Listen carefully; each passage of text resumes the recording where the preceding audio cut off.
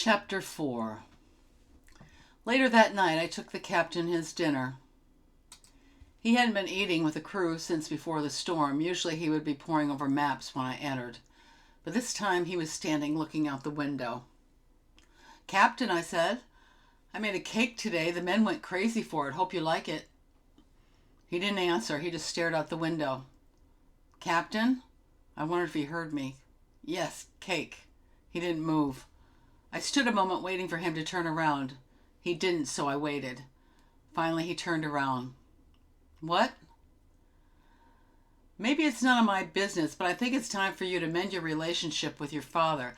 I think he's a great guy. I love my father, and there's nothing better than a relationship with your parent." He glared as if to hit me. "You're right. It's none of your business. Go."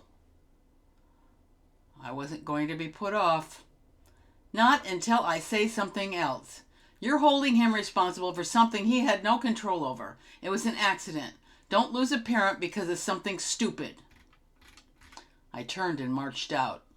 I had no idea how he would respond, but he got me mad. I liked Menace. He's an old man and shouldn't lose his son over something he had no control over. They may not have many years left together. It would be a shame not to sail together as father and son. I think it would be great. I would love to sail with my father. I think he'd love it too. Being he's an accountant, he doesn't get out a lot, and he loved being outside.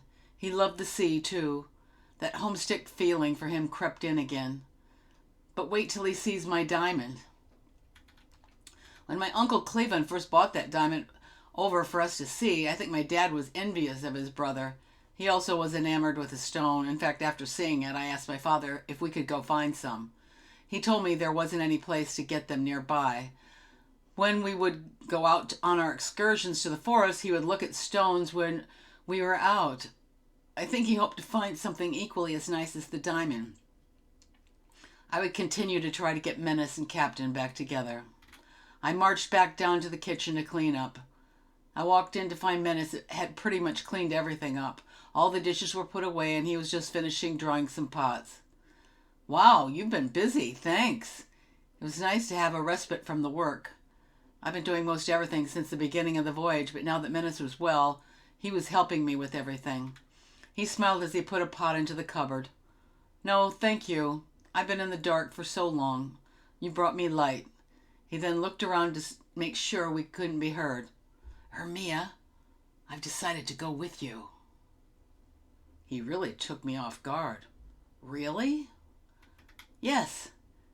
You're going to need help. I know how determined you are to go. I don't want you to go alone." He was one of the people who had told me it wasn't a good place to go. I wondered why he said he would go now. It was a big surprise. I was grateful. I knew I'd feel better with someone else with me in this strange place. That was great news since I'd heard all those horrible things. "Thank you, I'm grateful." I gave him a hug. I don't think he'd been hugged for a long time. He hugged me back. I could tell he needed one. "We shall be there soon. Have you thought about what to take with you?" I got excited. "Yes, I got these tools from a boy I knew from school. He had gone to live on his own and didn't have much, but had inherited these tools from his grandfather.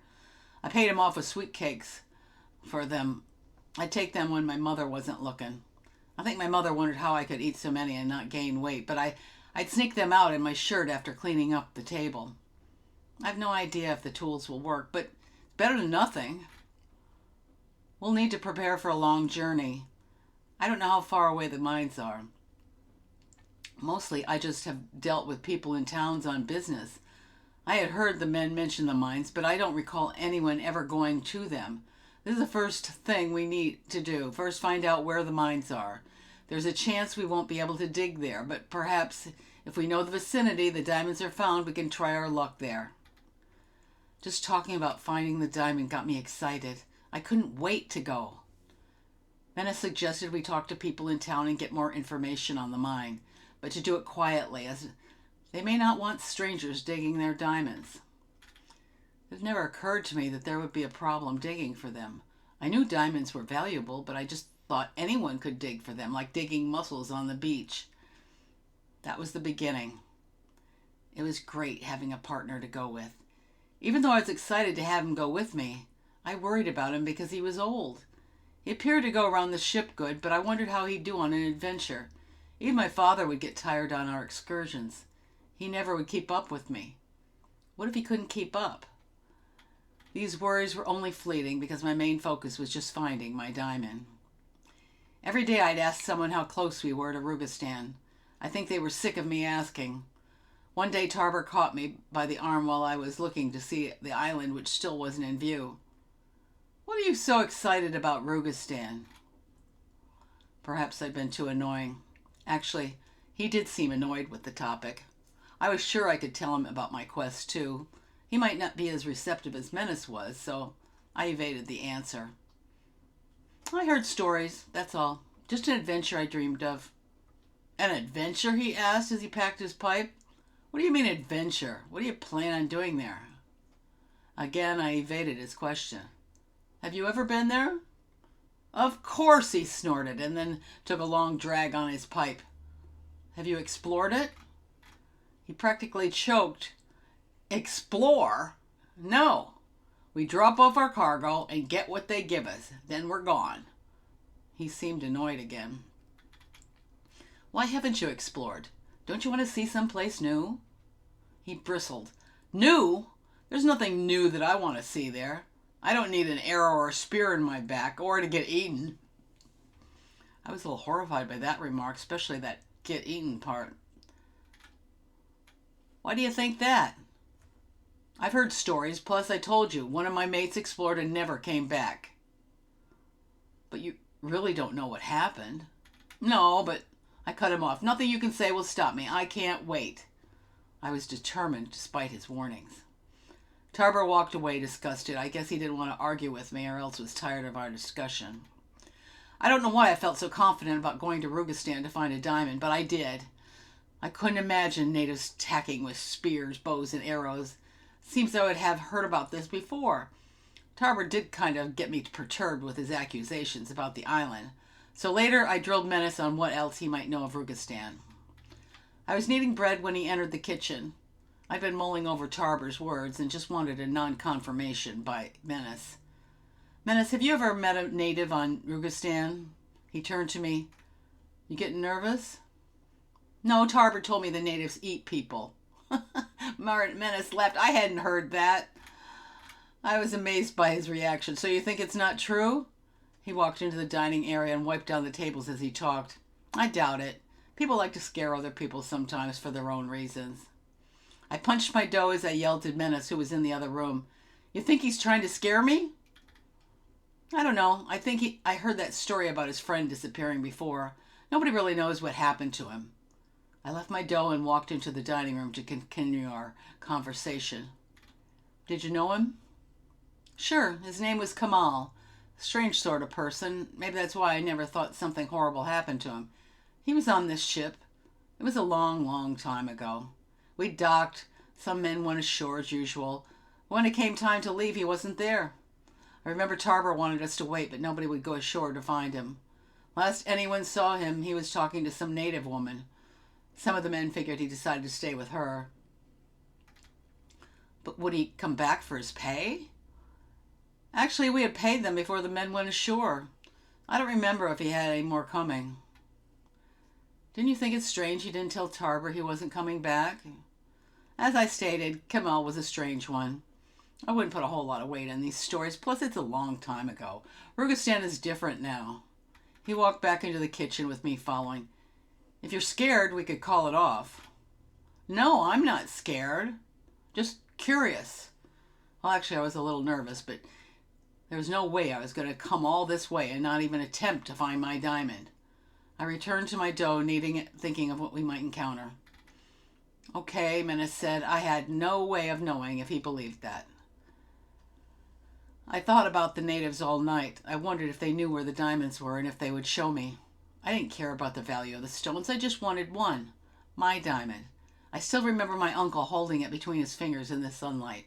It was beautiful, sparkling all around, stunning. I was going to have my own. The winds roared, the boat rocked. It was already on the floor. I was already on the floor with my bucket. I just closed my eyes and prayed it was over, but it wasn't. It went on and on. When I opened them, Menace appeared in the doorway, clutching onto the door frame. You okay? He asked. I showed him the bucket. Stay here. I'm going up top and see how we're doing. I suddenly had a great fear. Please don't go.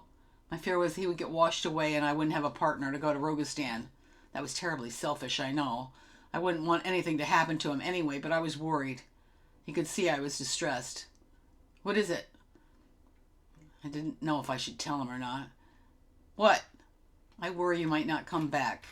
He smiled. I don't know if it was because he was flattered or maybe he just thought I didn't want to be alone. Mia, I've been in worse than this. Remember, this was once my ship. I'd forgotten about that. I'll be back. He waved a goodbye and was gone. I sat there with the bucket between my outstretched legs. Didn't make me feel any better that this was his ship. I was still scared for both of us. I wondered if we'd make it to Rugistan. I thought about Wendon's death and Menace's wife and daughter. I seemed to sink into a depression, feeling like we all were going to die. It seemed like he was gone for hours. I tried to bring myself out of my depression. There was no way I could look at food for the men. I was queasy and used the bucket a lot. Menace would have to deal with preparing the meals for now. Then I thought about Menace. This was really his ship. He lives with the sailors and is a cook, too. It was very sad that his son treated him so badly. I wanted to get them back together. I hadn't had success talking to the captain about him, but I figured I'd try again if we survived. I had remained in the corner of the dining area, clutching my bucket all night. The next day, the waves subsided. I was so relieved. I took my bucket up on deck to empty it over the side. The air was fresh with only a light breeze. Tarver walked up to me after I dumped my bucket. Busy night, he laughed. I knew what he meant. Ha ha. I never get seasick. Never have. That's why I have an iron stomach. He hit his belly proudly. Lucky you. I was not amused. I stood there inhaling the fresh air, trying to ignore him and his remarks. I guess Menace had to make breakfast. I hadn't shirked my duties. I just couldn't face the food yet. I felt like he was picking on me for some reason. So what? He wanted to. I didn't know that, but I didn't like this conversation. He laughed. He knew he was bugging me. I didn't mean anything, just stating. I continued to ignore him and close my eyes to enjoy the air. Shouldn't do that, he said. Do what? I asked with my eyes still closed as I clutched the rail. Close your eyes. What? I was irritated. I opened my eyes. Why? He pointed off the bow. That's Rugistan. What? I exclaimed. I couldn't believe it. I looked to where he pointed. It was a long way away, but I still could see the outline of an island ahead of us. I grabbed my bucket and ran downstairs. Menace was cooking lunch. Menace! Rugistan! We're almost there. I can see it. Come on, come on. Come up and see. He could see my excitement and followed me up on deck. Tarver still stood where I had left him. He laughed as he saw me lead Menace to the rail to see Rugistan. I'm sure Menace has been there, said Tarver. Yes, but there is something about this trip. Can't wait to get there. Menace replied. You too? Tarver asked. Axe heard us talking and walked over to us. You too what? Menace, are you going on Roulan's fool journey? Asked Tarver. What's that? Asked Axe. I jumped in, not liking his description. I'm going and Menace is going with me. Where are you going? Rugistan, I snapped at him. What is the fool journey? Asked Axe. Going to Rugistan, idiot, growled Tarver. You're going to get eaten by natives. What? Exclaimed Axe. He thinks natives will eat us, I explained. He laughed. Are you crazy? Tarver was irritated with us both. He growled as he walked off. The natives will get you. Axe laughed. Why does he say that? I mean, I've been there. I met some natives and they were okay. Really? I asked. Yeah. He got me excited. Do you think you could introduce me? Yeah, but why? I looked at Menace. I think Axe should come with us. What do you think? Menace smiled. Yes, he would be an asset. He turned to Axe. What do you say, Axe? How about going with us? We need someone to introduce us to the natives so we know where we're going. He thought about it a moment. How long would we be gone? The ship will be in port till the end of the week, so I guess not long. We'll be back before then. Come on, it'll be fun. Come on. Please, I begged. Ax thought for a while. You know, Tarber's my mate. I don't think he'd be happy me being away for the whole time, especially if he thinks the natives will eat me. So don't tell him. You don't want to just sit on the ship the whole time we're here. Come on, it'll be fun. Yeah, Ax, just don't tell him. Just I'll go off for fun. Something different. What do you say? A secret, he said. Yeah, it'll be fun, Ax, I encouraged him. Okay, he said. I'll go. I wondered as I looked at him what the natives would think of the giant lion tattoo on his chest. I was more and more excited. Later that night, Menace and I spoke about our trip, and specifically Ax. Ax didn't know about me being a girl, and certainly didn't know about the diamonds. We should not tell Ax about you, and especially about the diamonds, until we have met a native who can help us find the mine. He hadn't had a drink, but I felt he wanted to. We sat in my storage room, me on my sling and Menace on a crate. He thought it best to keep it private. Menace, do you think I should tell Ax I'm a girl? He responded quickly, oh no, best to keep that a secret. We don't want to cause a stir on the ship. I'm sure he'd tell Tarber and then it would spread like wildfire. We don't want to draw attention to our journey. What about the diamonds? Do you think he already knows where the diamonds are? Everyone has heard rumors of the diamond. Nobody has ever tried to find them as far as I know. Why not? I couldn't understand why they wouldn't. I mean, I'm interested in the beauty of the stone, but others would probably be interested in their value. Well, he stroked his beard. Perhaps they think it's too dangerous. Dangerous? You mean like natives eating you? No, he said. There have been stories told of the mining system there. They are protective of their diamonds. It's an operation that nobody wants to deal with. So how will we find the diamonds if there's a mining operation? He thought a minute. Well, diamonds are found in the ground. There's lots of land on this island. We'll just try someplace other than the mine. Do you think we'll find one? No telling. I've never tried to find one, and neither have you. We'll only have a few days before the ship sets out. Will you be all right if we don't? It'll still be an adventure. I was feeling disheartened. There was a possibility I may not find my diamond. I guess he saw the dismay in my face. Ermia, don't be sad if you don't find one. This will be an experience of a lifetime. I'm looking forward to it. I think Ax is too. I have to find a diamond, I said, trying to pump myself up after Menace had popped my balloon on the journey. Maybe you will. Remember, Ax knows a native. Perhaps they know of someplace other than the mine to find diamonds. But Ax doesn't know about the diamonds yet. We'll tell him once we're off the ship. Best nobody else knows. I kind of wish Tarber was going with us, I said. He's been a good friend to me, and he and Ax are good friends. Menace shook his hand. Nope. You heard Tarber. He thinks the natives are dangerous. He'd never go. Something scares him about the island. We need to go there fearless and friendly. We also should get a friendship gift for them. I wondered what that would be. I never would have thought of having to bring something to them. Oh well, Menace knew best. Leave it to me. I can arrange something they'll like. Do you think we'll be there in the morning? Yes. So get your gear ready. Once we've helped the crew unload, we can go. I'd forgotten that the ship would have to unload their goods. I couldn't wait. I wanted to be there now. A picture of a diamond flashed in my brain. I think my remembrance had gotten bigger than the original, but it was okay. Now I set myself on one large diamond. I convinced myself that the natives would take us right to where I would find it. My diamond. I could hardly sleep anticipating our adventure. Menace and I fed the crew as usual. Everyone seemed excited and ready to get off the ship except maybe the captain. I took him his breakfast. He sat looking at the manifests of the goods they were trading with the people of Telly, the port of Rogistan. When I walked in, he looked up. You look cheerful. We get to go to shore today. He took the coffee and drank, returning to his manifest. Then he realized I was still there as he was expecting me to leave. Aren't you going ashore? I asked. He began buttering his bread. No, I won't be going ashore. He never made eye contact with me and took a bite of his bread. I felt bad for him. He always seemed sad or mad. Why not? I can't wait. I don't think he was used to me hanging around trying to converse with him. He pursed his lips together in disapproval of my presence and said, "Thank you."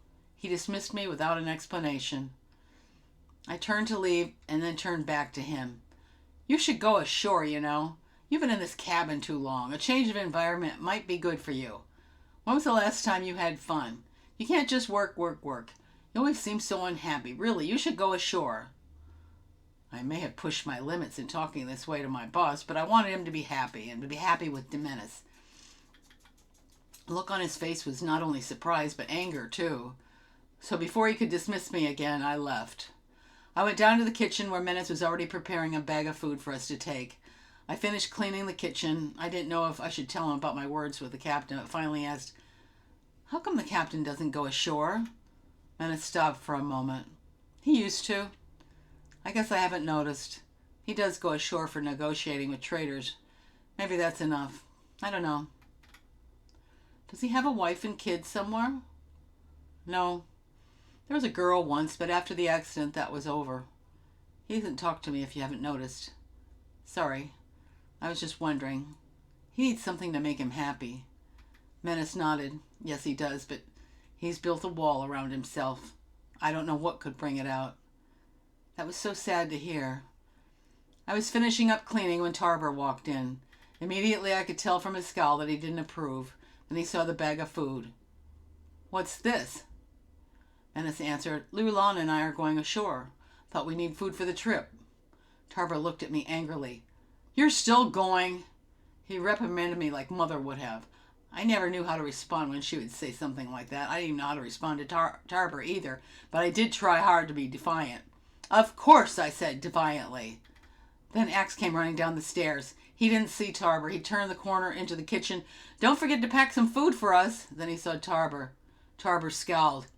"You're going to—" He caught Axe off guard. I swear he turned pale as if he was afraid. Then he straightened his back and put on a big smile. "Well, it'll be fun," he said. Tarver slammed his hand on the counter, scaring both Axe and I. Menace was not moved by the action. "Fun! You all want to die?" Tarver shouted at us. Menace got into Tarver's face and strongly delivered his response. "Tarver, we're going. We are going fearlessly and friendly. I don't think we'll have a problem. Axe also doesn't think so. He's met natives there." Tarver was exasperated. He looked at Axe angrily. "You know natives there?" "Yes, I've been there many times, as have you. Unlike you, I've gone to meet people. I've shared many a beer with them.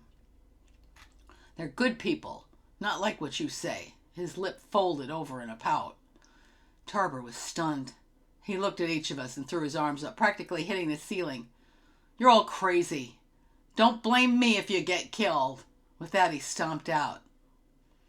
"There's no talking to him," said Axe with a sigh. "Forget him. We'll have a fun adventure," assured Menace.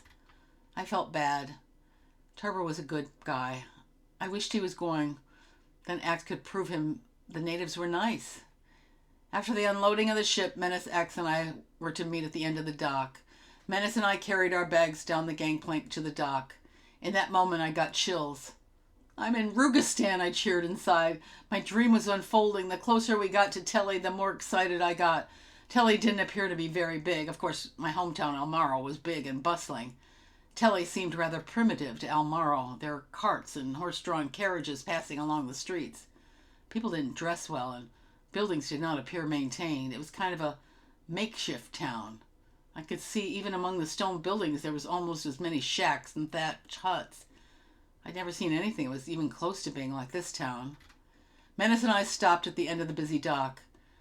There were sailors from other ships passing us by. There was really only a few ships there in the harbor besides ours, and ours was the largest, dwarfing the small ships lined along the dock. I just drank in the atmosphere. Menace stood quietly beside me. I wondered if he was as excited as I was. He appeared more interested in watching the men and women in the street. There were few women, and they were dressed in sheath-type dress with a head wrap. It looked like they were carrying food in that wrap on their head. I could see a market down the street with people selling fruits and vegetables. I didn't know what else. Like I said, primitive. In Almoro, we had markets, but they were clean, organized, and pretty. This market was very haphazard with products all over the place. If we had more time, I would have asked Menace for us to visit, but we had little time. Then Axe came running down the gangplank with the duffel over his shoulder. As usual, wore no shirt. I think he just liked to show off that lion on his chest. He was breathless when he reached us. He had to finish his chores before coming, and I'm sure Tarboro, who essentially was his boss, gave him a hard time. He looked happy despite the fact that Tarboro was standing on deck glaring down at us. He wasn't the only one. The captain was up top watching, too. I said to Axe, "Where shall we go to meet these natives?" Axe smiled. He was already thinking about the beer he so enjoyed. "There's a pub around the corner. We can find them there." We walked down the street past primitive shops selling pots, pans, fabrics, and essentials to the residents. The owners would stare at us or motion us inside, I guess thinking foreigners would buy something from them. I have to say I was tempted. I saw some shell jewelry that was interesting. I thought maybe on the way back I could get my mother and sister a shell necklace. But we had little time. Didn't take Axe long to find the pub. A couple of men, who I assumed were natives because of their garb, walked out of the pub laughing and swerving as they walked down the street. I turned to Axe. "Do you know them?" "No, not them. Don't worry, I'll find them." We walked up to the open door and I peered inside. There was a bar full of men drinking. There were tables, too. It seemed pretty busy. Menace turned to Axe. "Rulon and I had better wait out here." I suspected he didn't want to tempt himself with liquor. He hadn't drunk any since the fever, but he could. "Once you find someone, bring them out," said Menace. I figured he didn't want to subject me to the bunch of drunk men. Once Axe left to go inside, we walked to the corner where there was a shade tree. It was awful hot out. We felt it was better to wait there rather than stand in the sun. We hadn't even done anything, and I was covered in sweat. I wasn't used to such heat and humidity. Menace looked fresher than I did. I wondered why. The tree didn't help somewhat. I was impatient. I just wanted Axe to get the natives and come out and get us. I wanted to be digging for diamonds. We watched as the locals passed by. Many had bags of goods, and of course the women with the produce on their head wrap. Perhaps the crates we bought were already being sold. I turned to Menace. "What do you sell on this ship? It never occurred to me to ask before." Menace smiled as if he was glad I asked. "Many things. Here we sell them items they cannot get themselves. Some are raw products like iron, salt, and flour. They can't produce them here." My mind jumped from that to my diamond. We stood for a while looking around the village. There were children playing with a ball on the other side of the street. The ball came towards us as they played without fear in the street. They seemed happy enough. After a few minutes, I was feeling concerned that Axe hadn't returned. I turned to Menace. "Maybe we'd better go check on him." Menace thought for a moment. "Yes, you're right. I know Axe likes his beer. Stay here where it's cool. I'll check on him. I'll be right back." I know he said that to reassure me, but he wasn't going to drink. I was hesitant, but prayed he'd be strong this long that he would be strong again and not drink. I nodded my approval. "Just wait here," said, and he turned and walked down the street to the pub. Then I waited impatiently for him to return. I was hot and more impatient. I just wanted to get going. I just hoped they both weren't getting drunk. I watched the two children with their ball playing in the street. They hit the ball next to me, so I picked it up. As I went to return it to them, a man ran up and grabbed my mining gear bag. I couldn't believe it. Of all bags to steal. "Hey!" I screamed. I automatically chased him down the street. However, he was quick. He was dark-skinned with long, skinny legs. His hair was long with tight, dark curls falling down his back. He wore only a short shirt that covered his privates. He was barefoot. I ran through the streets after him. Nobody cared or would help as I continued to scream, "Hey, stop!" I was not letting my diamond diggings gear go. We ran through the whole town till we reached a glade of palm trees. He was still so far ahead of me, but within sight. I followed him through the jungle of trees. I continued yelling, "Hey, give it back!" I was hot, sweaty, and tired of having done a lot of work earlier, but I forced myself to continue on. I wasn't losing that bag. Then I realized I couldn't see him anymore. I stopped and looked around. "Where are you? Come back!" I shouted. I was so upset I started crying. "Please, you can't take this from me. Please, come back." Then I heard a noise like something was in the bushes behind me. Then all went dark.